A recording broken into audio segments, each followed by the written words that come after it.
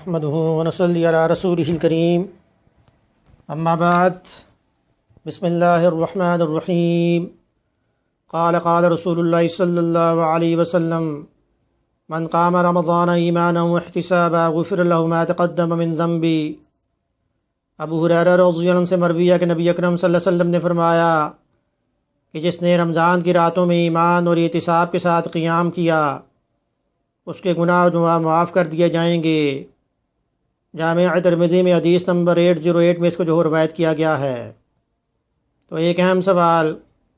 کہ رمضان المبارک میں کتنی رکعت تراویح جو ادا کرنی چاہیے،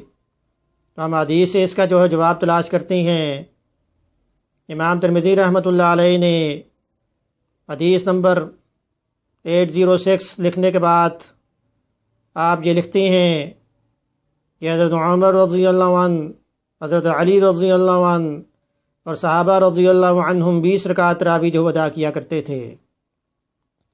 امام ترمذی رحمۃ اللہ علیہ جو 202 ہجری میں آپ پیدا ہوئے، اسی طرح آپ امام سفیان ثوری رحمۃ اللہ علیہ کے بارے میں لکھتے ہیں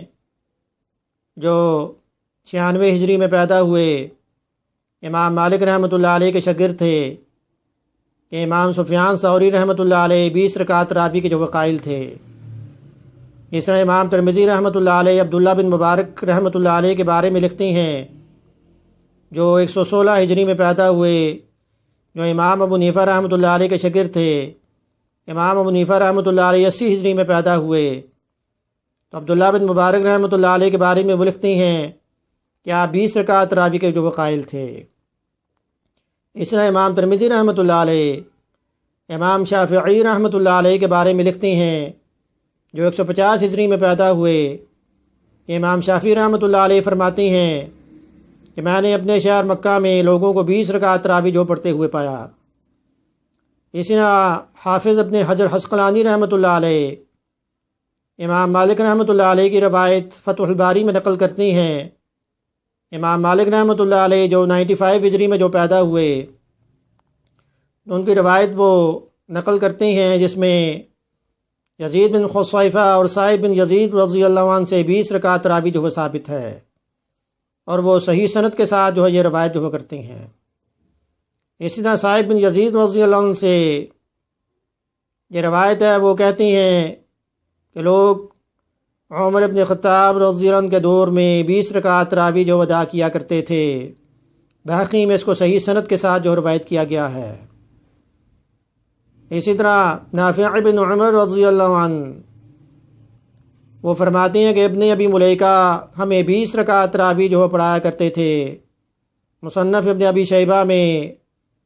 صحیح سند کے ساتھ اس کو جو روایت کیا گیا ہے۔ اس طرح عبداللہ بن عباس رضی اللہ عنہ سے روایت ہے نبی اکرم صلی اللہ علیہ وسلم رمضان میں 20 رکعت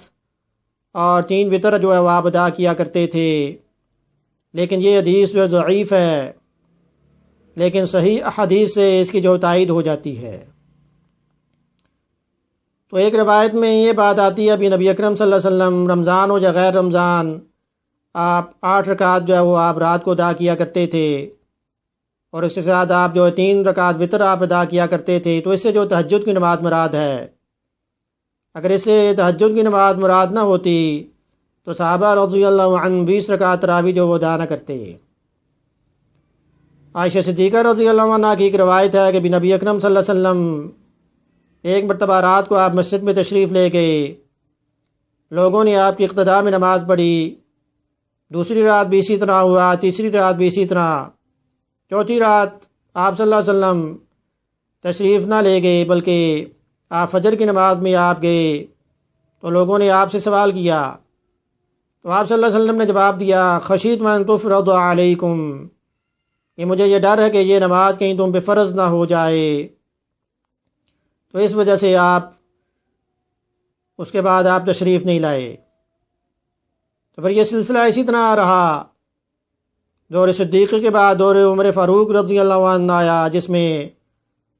عبد الرحمن رضی اللہ عنہ سے روایت ہے بھئی میں عمر بن خطاب رضی اللہ عنہ کے ساتھ مسجد میں گیا، تو وہاں پر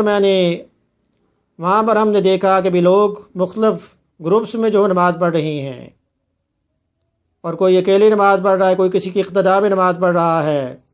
تو عامر بن خطاب رضی اللہ عنہ نے سب کو ابی بن کعب رضی اللہ عنہ کی اقتداء میں جو جمع کر دیا۔ بخاری شریف میں اس کو جو روایت کیا گیا ہے۔ تو جب عمر رضی اللہ عنہ سے یہ سوال کیا گیا، بھئی حضور اکرم صلی اللہ علیہ وسلم کے دور میں تو اس طرح نہیں تھا کہ لوگ باجماعت تراویح ادا کریں اور پورا مہینہ ادا کریں، مسجد میں آ کر ادا کریں، تو عمر رضی اللہ عنہ نے وہاں پر یہ جواب دیا کہ مجھے حضور اکرم صلی اللہ علیہ وسلم کے وہ الفاظ یاد ہیں کہ خشیت کہ مجھے ڈر ہے کہ یہ نماز کہیں تم پہ فرض نہ ہو جائے، اگر وحی کا نزول ہو جاتا تو یہ نماز تم پہ فرض ہو جاتی، اب کیونکہ وحی کا نزول نہیں ہو سکتا تو اس وجہ سے اب تمام کو ایک ہی امام کی اقتداء میں جمع کیا جاتا ہے تاکہ سارے لوگ جو ہیں وہ تراویح کی نماز جو جماعت کے ساتھ ادا کر سکیں۔ تو اس پر صحابہ کا اجماع ہوا کہ 20 رکعت تراویح ادا کرنی ہے، مسجد میں ادا کرنی ہے، پورا مہینہ ادا کرنی ہے۔ اب اس کا ثبوت میں ہمیں موطا امام محمد سے ملتا ہے، جس میں امام محمد بن حسن شیبانی جو ہیں وہ یہ لکھتی ہیں کہ مسلمانوں کا اس بات پہ جو اجماع ہوا اور انہوں نے اس کو جو اچھا جانا، تو آپ نے اجماع کا ثبوت جو ہے وہ بھی پیش کیا۔ اور تراویح کی نماز کی اہمیت کیا ہے؟ نبی اکرم صلی اللہ علیہ وسلم نے فرمایا